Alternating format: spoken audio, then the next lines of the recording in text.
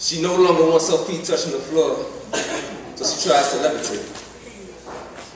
She allows her subconscious to bend back nature and law, allow her passion to run deep as she tries to sustain in mid-air.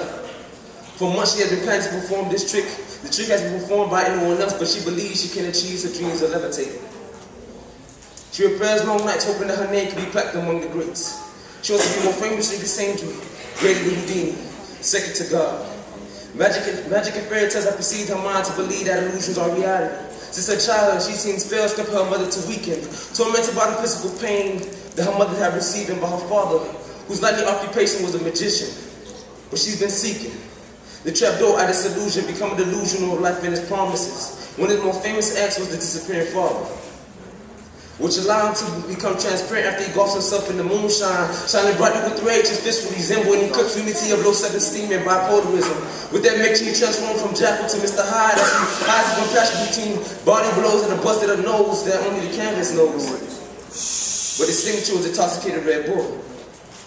She always knew that it granted you wings, but no one told her that it would allow her father's fists to sound like 4th of July every night it performed. And after every performance, black eyes disappeared like the acts of magician, so every decision she faced revolved around those memories. She realizes that L'Oreal covered girl can't help her and her mother cover up the wounds of love.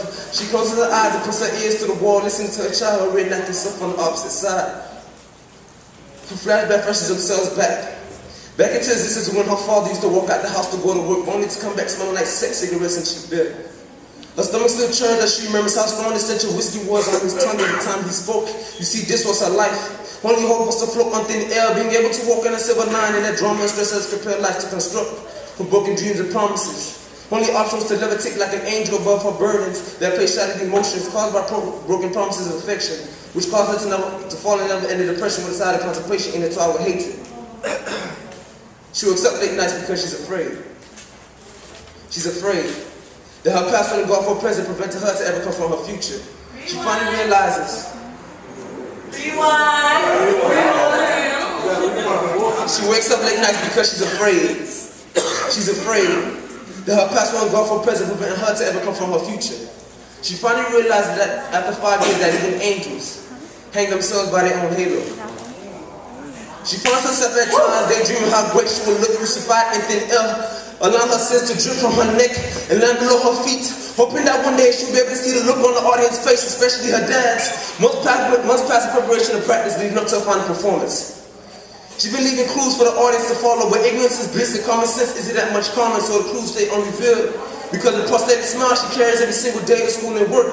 No one could tell that behind her pretty white soul store was in prison. Sentenced to life tormented by past memories of childhood, she still cries after all the years.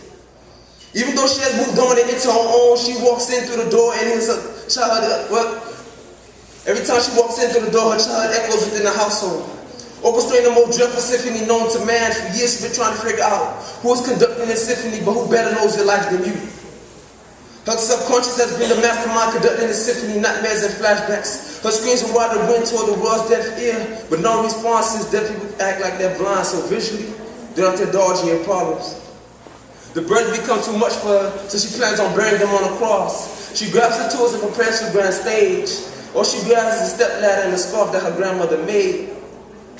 She heads onto the stage and makes her introduction, then proceeds on to the grand finale. She heads up and gets a position and says her last words. I found the trap door, and she drops. Her mother walks in a second too late to catch the soul, but catches what's left. Her daughter, defying gravity and nature, bending back the laws of gravity as she is levitating in mid-air. She conquered her dreams and not only levitating, but becoming more famous than Cassandra, greater than Houdini, second to God.